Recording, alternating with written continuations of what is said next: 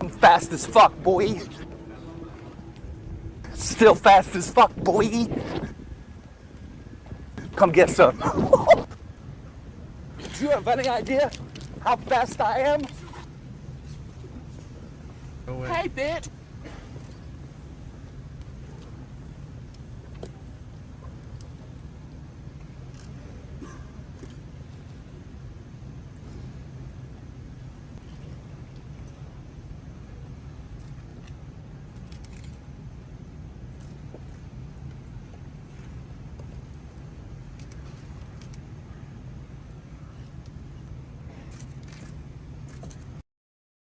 That extra pawn, that doesn't exist anymore, Robert, so this is getting simpler and simpler by the second.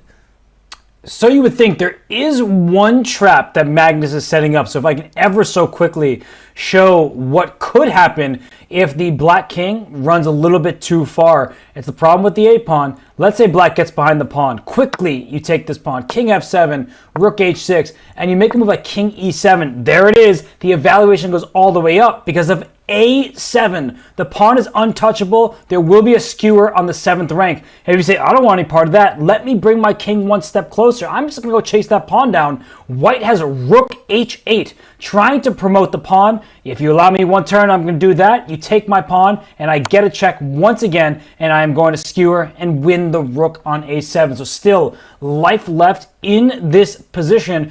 Parham needs to be careful.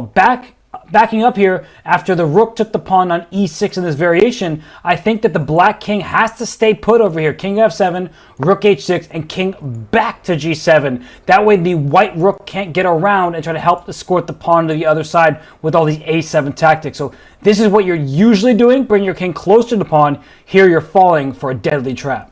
We breathed a collective sigh of relief as king g7 was played about 2.5 seconds before we came back on camera, so we can breathe again now. Thank you for that permission, and the rook will come back across over to the b file. I think that's what Magnus has played, and Parham quickly playing king f7. So Parham is not getting fooled by these last traps set by Magnus Carlsen. The white king wants to come on over, but just going to be a little bit slow. The black king will follow suit, and now there is time to do this because the rook isn't on over in the h file. There will be no skewers, and the black king will just slide over, and you can see on Magnus's face, he knows that his winning chances are out the window. I love, though, that Magnus still continued to set these traps. If Parham, after playing so many moves of trying to keep the draw, played king e7, that would have been a win for Magnus. So Magnus finding a way to continuously set these scenarios up. Credit to him.